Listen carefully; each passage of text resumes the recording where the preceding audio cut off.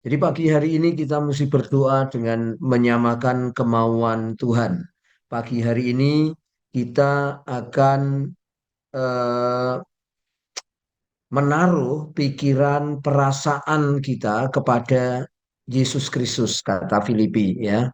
Hendaklah Paulus mengatakan, hendaklah kamu menaruh pikiran dan perasaan juga kepada Yesus Kristus. Nah, Bapak Ibu Saudara, nah di kisahnya Tuhan Yesus ini ada di Matius 8 ayat 2 dan 3 ini ada seorang yang punya masalah sakit kusta, Bapak Ibu Saudara, dan dia tahu bahwa hati Yesus itu eh, ingin umatnya itu selamat, ingin umatnya itu dipulihkan. Jadi hati dan pikirannya dia mengerti dan memahami itu, maka dia berdoa memberikan satu kuasa pertanyaan kepada Tuhan Yesus sehingga Yesus sangat berleluasa untuk menjamah dan menyembuhkan orang ini ya Bapak Ibu Saudara ya.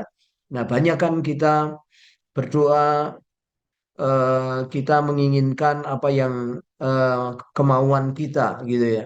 Banyak kan kita berdoa apa yang kita inginkan, apa yang kita maui itulah yang kita ungkapkan. Tetapi orang ini berdoa dengan kemauan Tuhan gitu. Dia betul-betul membaca kemauan Tuhan sama. Itu kalau saya mau seperti ini.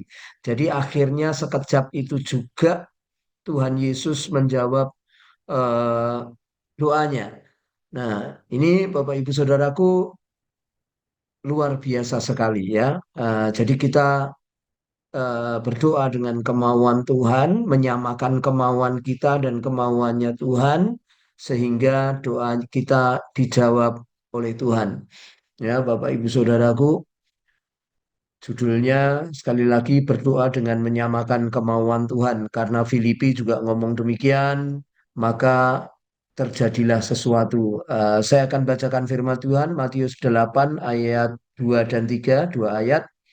Maka datanglah seorang yang sakit kusta kepadanya, lalu sujud menyembah, dan dia berkata, Tuhan, jika Tuhan mau, Tuhan dapat mentahirkan aku. Gitu. Jadi kalimat penekanan ini, Tuhan, jika Tuhan mau, Tuhan dapat mentahirkan aku.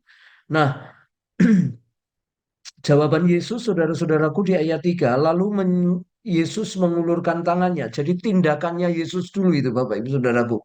Menjamah orang itu dan berkata, aku mau, jadilah engkau tahir. Ya, jadi Yesus berkata, aku mau, aku juga punya kemauan gitu. Jadilah engkau tahir. Seketika itu juga tahirlah orang itu dan daripada kustanya. Jadi Bapak Ibu Saudaraku ini luar biasa sekali ya, Bapak Ibu Saudaraku ya. Saya nanti mau bagi berkat, Bapak Ibu Saudara ya. Ya, pada waktu orang yang punya sakit kusta ini, saudara-saudaraku melihat Yesus, dia berkata, Tuhan, jika Tuhan mau, Tuhan dapat mentahirkan aku, gitu. Nah, lalu Yesus mengulurkan tangannya menjamah orang itu dan berkata, aku mau, jadilah engkau tahir.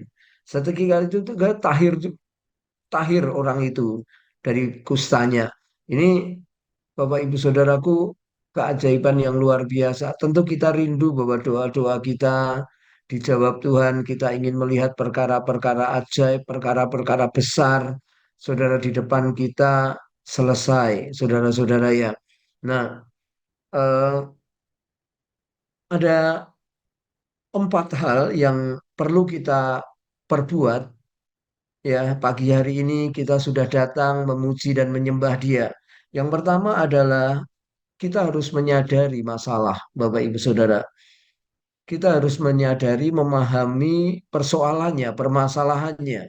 Ya, memang bahwa kita tidak perlu membuat, kalau kita tidak mempunyai masalah, tidak perlu membuat masalah. Tetapi bisa juga kita, masalah itu kita permasalahkan. Atau masalah orang lain kita tanggung jawabi, kita permasalahkan. Karena kita sangat terbeban dengan permasalahan orang misalkan.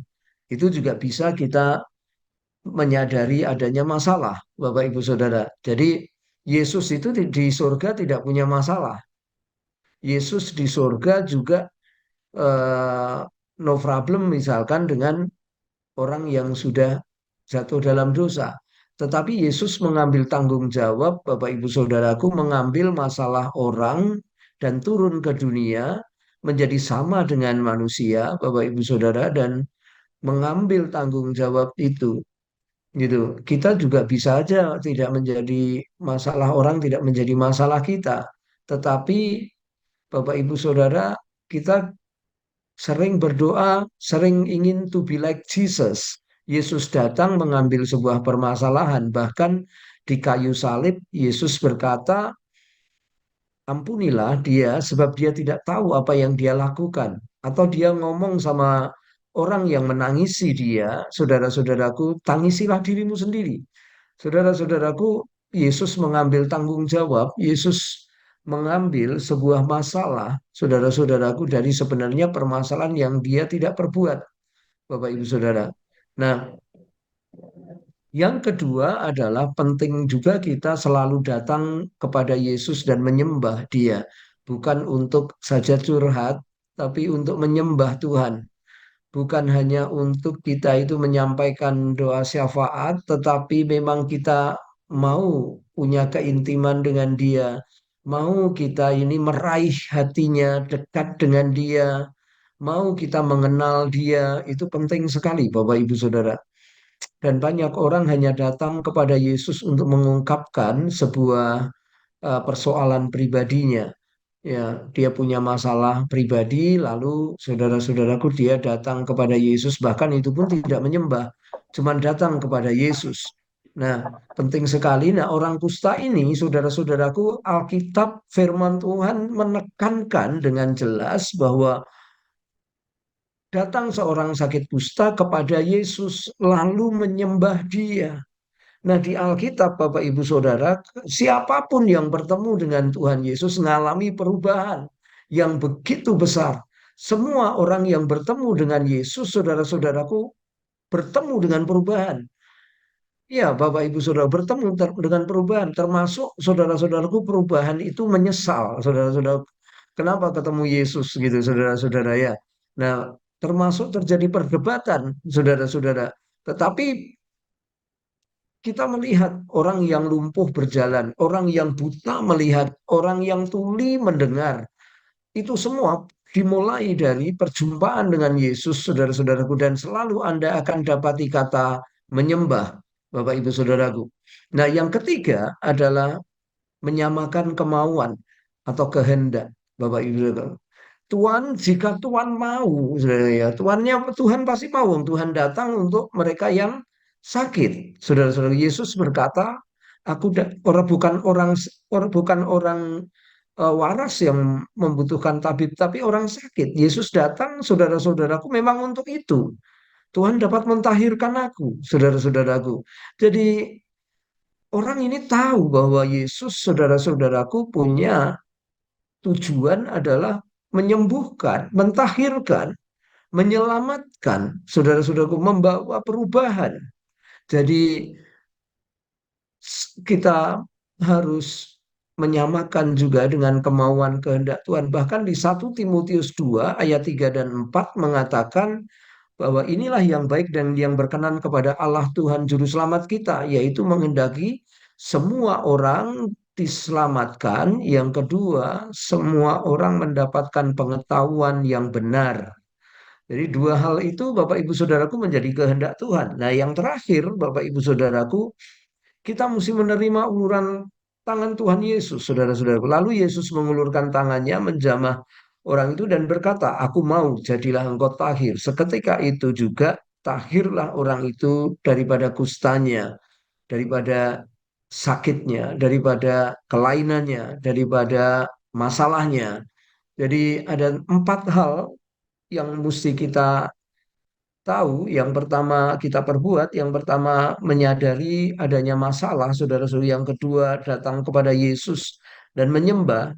Ya, kalau adanya masalah, maka bukan hipotesa dulu, saudara-saudara, tetapi menyadari masalahnya. Jadi bukan hipotesa atau bukan perkiraan dulu atau bagaimana dulu. Saudara, bukan juga survei dulu, saudara-saudara. tapi datang kepada Yesus dan menyembah dulu. Semua polanya aku lihat sama, saudara-saudaraku. Menyamakan kemauan atau kehendak menerima uluran tangan Yesus, Bapak Ibu Saudara. Nah, ini yang ini yang mesti kita lakukan dalam berdoa. Mungkin kita tidak punya masalah, Bapak Ibu Saudaraku, tetapi di sekitar kita, tetapi mungkin teman kita, tetapi mungkin saudara kita, keluarga kita, Bapak Ibu Saudara, kita bisa bawa di dalam doa. Saya mau bagi berkat, Bapak Ibu Saudara. Suatu kali saya kenal dengan seseorang, saudaraku, dan saya diminta untuk melayani.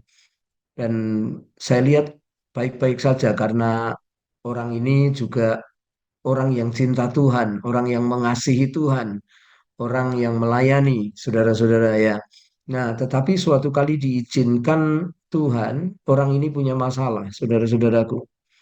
Dan sejak saat itu saya diberitahu itu, saudara-saudaraku, saya tidak bisa concern saudara-saudara dan hampir setiap pagi dini hari kita sebelum jam 4 itu saya bangun, saya menyembah Tuhan, saya bangun, saya menyembah Tuhan. Ada suatu hati yang tidak bisa terima kalau orang ini terperosok, gitu. Kalau orang ini eh, hancur, gitu, saudaraku. Saya 2 hari itu, saudara-saudaraku, saya tidak menemui dia dan karena alasan bahwa pasti dia nggak akan mau saya temui, gitu. Pasti dia juga akan menjaga jarak, membuat benteng, gitu, saudara. Dan setiap pagi, saudara-saudaraku, saya terus terbangun menyembah Tuhan, terbangun menyembah Tuhan, gitu, saudara.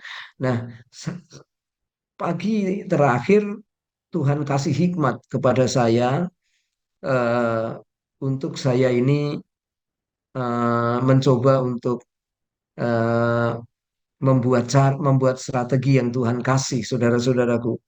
Akhirnya saya bekerja sama saudara-saudaraku dan betul ketika saya diberitahu orang ini ada di sini gitu. Saya hampiri, saya hampiri saudara-saudara, lalu saya ngomong sama dia, yuk kita ngobrol di mobil. Ya. Ketika dia melihat saya, dia kaget sudah di tempat duduknya dan saya ajak dia dengan kuasa Tuhan itu dia mau, saudaraku, di mobil, saudara-saudaraku. Dia dilawat Tuhan sedemikian rupa, saudaraku, dijamah Tuhan sedemikian rupa. Lalu saya bawa di tempat makan berdua dan dia dijamah Tuhan sedemikian rupa. Dia keluarkan kenapa dia melakukan begitu. Saya bawa makin masuk ke dalam Tuhan, saudara-saudara, dan dia mengalami bisa keluar dari permasalahan itu dan dia dipulihkan Tuhan. Saudara-saudaraku, dia mengalami jamahan Tuhan dan dia mengalami Tuhan secara pribadi. Itu yang menolong dia kuat dan bangkit walaupun mungkin perjuangan dia tidak 100% sama. Tetapi saudara-saudaraku, saya selalu datang kepada Tuhan beberapa hari itu menyembah dia, saudara-saudaraku. Kemudian saudaraku, saya tahu bahwa Yesus itu mau menyelamatkan dia. Kehendaknya rindu tuh dia mengenal kebenaran. Terus itu saya bawa saudaraku dengan sedikit teknik konseling. Saudaraku, saya mengetahui, oh permasalahannya ini. Saudara-saudaraku, dia mengalami jamahan Tuhan. Mari Bapak Ibu Saudara, mungkin Anda dan saya tidak punya masalah, tetapi kita bisa mengambil permasalahan, tanggung jawab orang yang jauh dari Tuhan, orang yang mungkin itu ingin Tuhan jamah, Tuhan lawat. Mari kita jadikan itu beban bagi kita, tanggung jawab bagi kita, supaya kita menyelamatkan supaya kita juga dipakai Tuhan untuk memerdekakan orang. Tuhan Yesus memberkati.